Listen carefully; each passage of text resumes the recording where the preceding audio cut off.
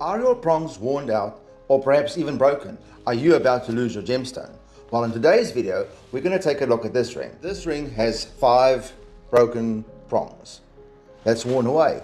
In today's video, I will show you what to look out for, how to avoid losing your gemstone. So my name is Jan, I'm the Chunky Jeweler, and I'm your jeweler in your pocket. If you have any questions, it doesn't matter if you're a beginner jeweler, an advanced jeweler, or a novice, or just someone from the general public who would like to know more about jewelry. You might have a lot of questions, and there's not a lot of answers out there. So consider me your go-to person when you need advice on any jewelry purchase, repair, or anything that relates to jewelry in any which way. The aim of this video is to educate you on what to look out for, how to repair it, and how much it should cost. So if that's something you're interested in, let's dive in. So before I go ahead and remove the stone, I thought I'll just show you a close-up view on the problem areas. So that claw, that claw, that claw, and that claw is completely broken off. You'll notice that these ones are quite worn. So it wouldn't take much for this stone to pop out. Only grace we have that the stone hasn't been lost yet is because it has so many claws. Let's go ahead and remove that stone. Now I found using an old of clippers works the best. All you want to do is kind of get that bit underneath the claw and pry it back. Now, it doesn't matter if any of them break, because we will be replacing all the claws, not just the broken ones. We want to make sure that the ring, or the stone at least, would be secure for many more years to come. There you go, easy as pie. Now I've already prepared some wire for this job. So what I'll be doing, file it right down to the support link. We'll just solder on new claws all the way around.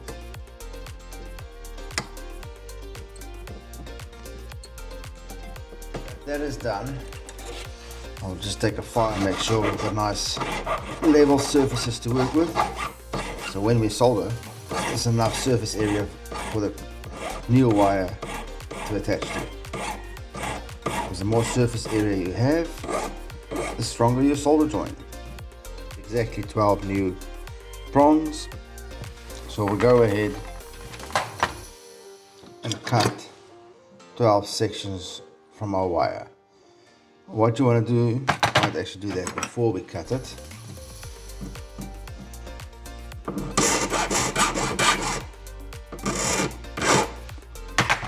Let's get that surface flat. Cut roughly 5mm sections. Doesn't have to be exact, because once we've actually soldered it on, we'll give it another touch up with the file to get everything nice and level. But you need long enough pieces to actually be able to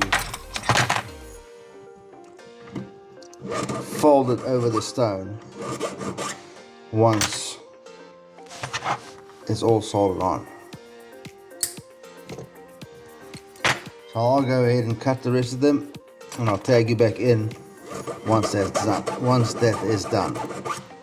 Well, now that we've got our soon-to-be prongs cut and prepped, it's time to start soldering. Now I've gone ahead and prepped some little solder pieces, like plate solder. If you can see them, there they are there. And I'm now ready to start soldering.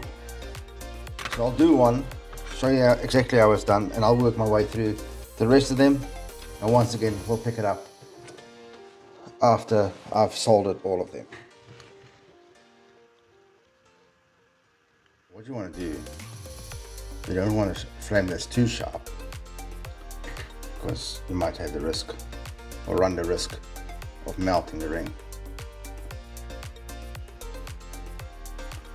That should do.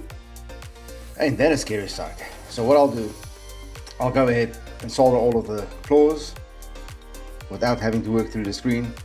Otherwise I might just muck it up. So let me go ahead and do that. I'll tag you back in as soon as we're done. Well, as soon as I'm done soldering the claws, that is.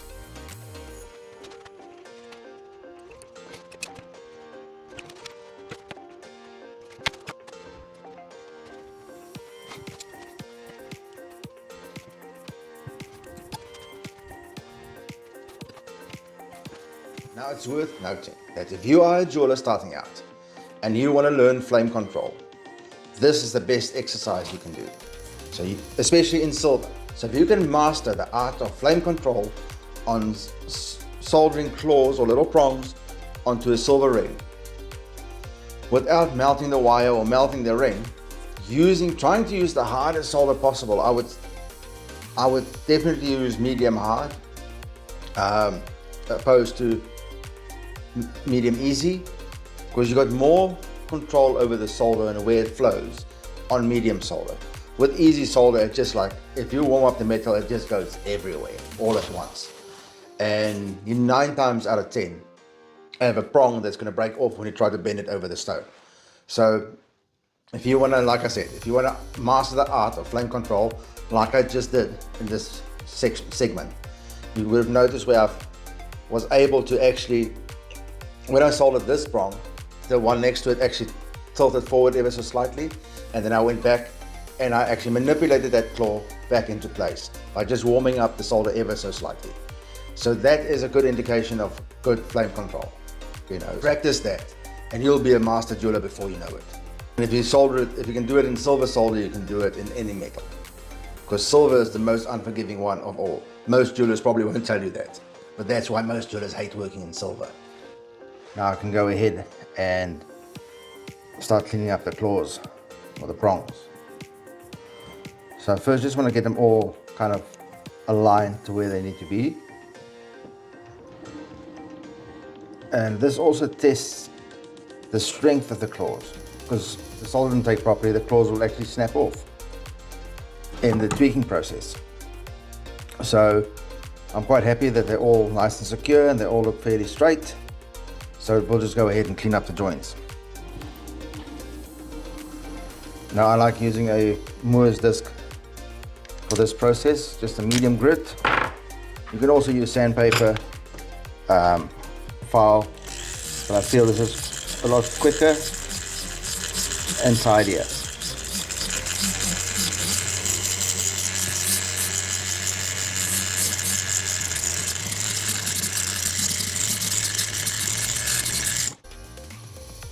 Now after I've used the emery or the Moore's disc, but there's a little emery, I don't know what it's called, it's like a rubber wheel, abrasive wheel,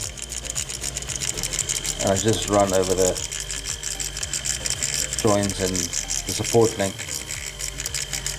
just to get rid of those Moore's disc marks.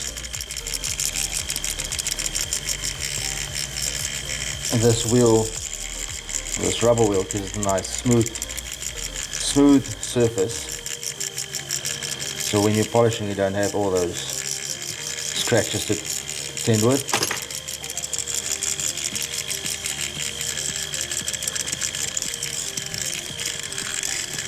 And then lastly, I will use some emery paper, 800 grit sandpaper disc, and just go over the whole ring. So we're quite confident there's no scratches.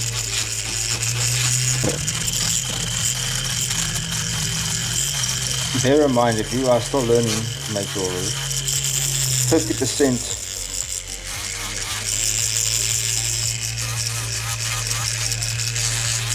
of your quality is actually determined on the finish of the ring. You can make a stunning ring that's all mind-blowing in structure and design and everything, but if your item is poorly finished, then it'll look shit. You know, but you get the opposite of that is you can make a kind of a mediocre ring that's exceptionally finished and it'll look exceptional. So keep that in mind. Your finish is Very, very important. So next up, before we set the stone, I'll give it a quick polish, just a light buff on the insides. Obviously all the spots that I won't be able to reach once the stone is set. That's the bits I want to focus on right now. I'll focus on finding my polish first. Oh, there it is. I'll just use a standard white metal polish. I'll start with the outside just to make sure that I don't have any more scratches or ugly blemishes. Now, but this one is a bit tricky because I didn't make this ring. Oh, that actually brings me to the topic that if you wanted me to do a video to show how this ring would be made, obviously not this ring, but a similar ring like this, drop me a message in the comment and we'll definitely look at making a ring like this. It's actually very straightforward, quite easy to make. You could potentially make this ring, well, if you're really fast, under an hour. But I would say a respectable jeweler would make this ring in under 2 hours.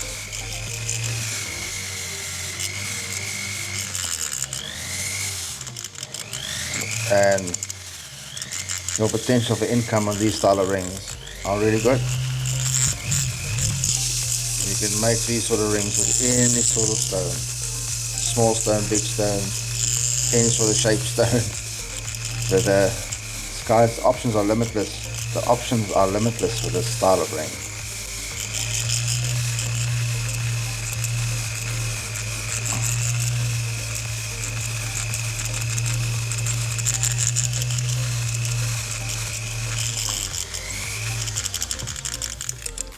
Okay, so I'm happy with the way that's polished.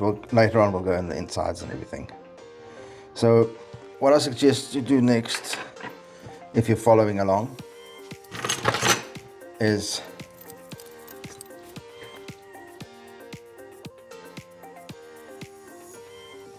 take your dividers and measure the shortest prong from the support link up, and just mark each and every claw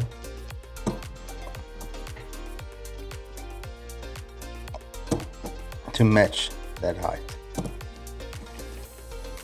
And we'll just trim all of them down to the same height before we start filing it. Because then when you set it, when you start setting the stone and you're folding your prongs over the stone, they all end at roughly, or they all come together roughly on the same spot on the stone.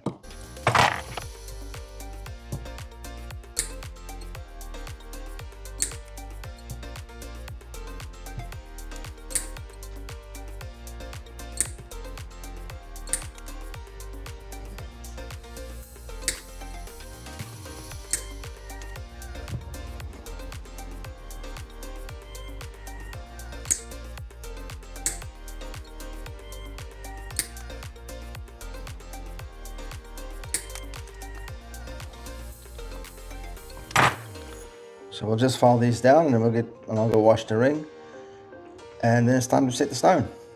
I'm going to use my normal ring clamp, my wooden one, because I realize not everyone has a Durston ring clamp. So for this purposes, I'm using the wooden one. So pry open the prongs.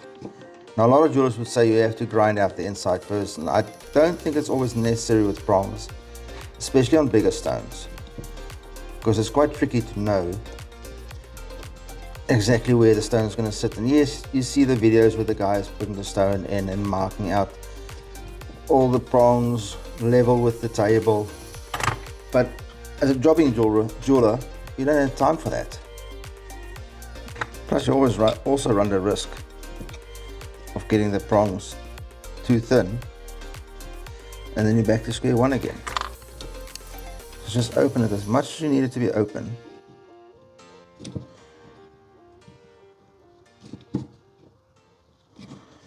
In order for the stone to fit. And once again, this will be a good test on how well you soldered. A bit of a stress test for the prongs. Let's see.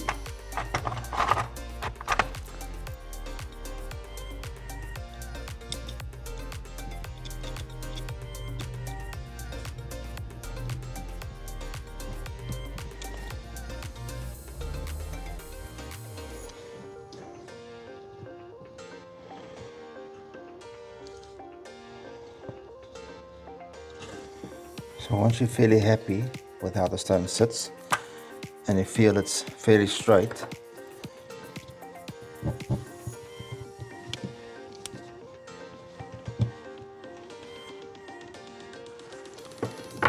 can start bending your claws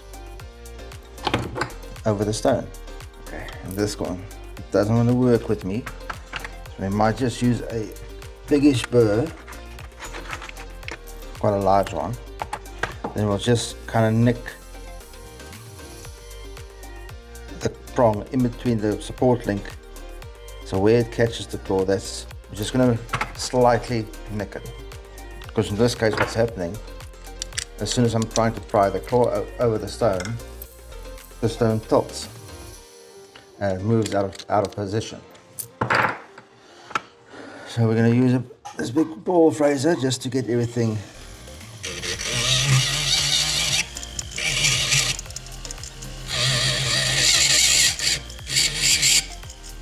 you don't want to go too much, just a little bit.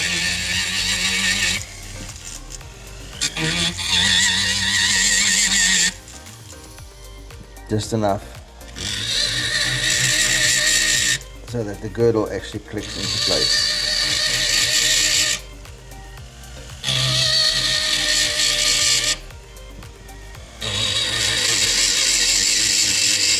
So when you're doing this, just make sure that the gap between the support link and the ball fraser stays level, even.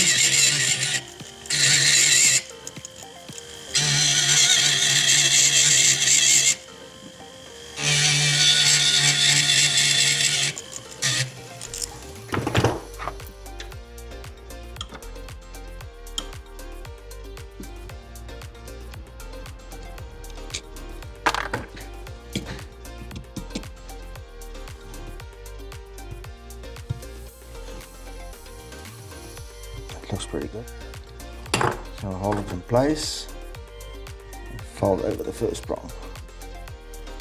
Now I'll hold it in place again and do the opposite prong. This looks pretty level. So we'll go onto the side prongs. That one, the opposite one. Press that one all the way down. That one all the way down, and that one. That looks fairly straight. You might notice the claws are still fairly long, and we'll shorten those in a minute. Just make sure when you do fold the prongs over, you go from opposite end to opposite end, and that would 9 times out of 10 keep your stone level.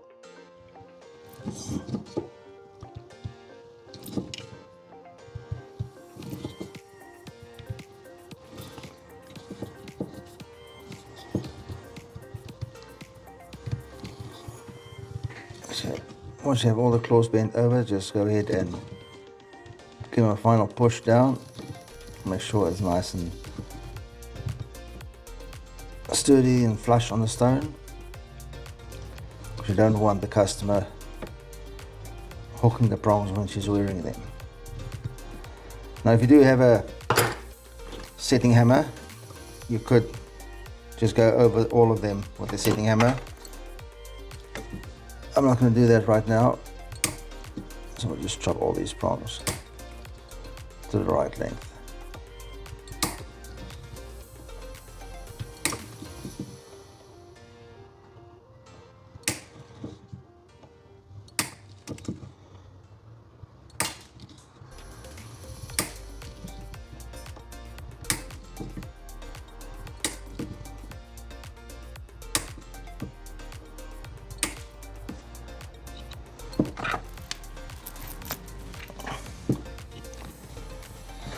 So that's almost where we need it to be. So we'll just clean up the prongs. And we'll use our brown rubber wheel or abrasive wheel again, because that generally doesn't damage the stone, because like I said before, I'm not 100% sure what stone this is.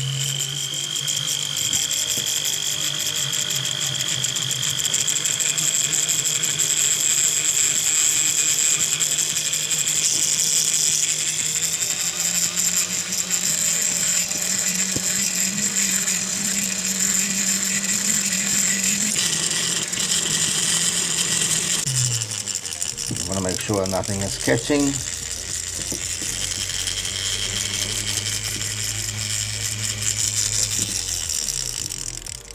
It feels good. Time to polish.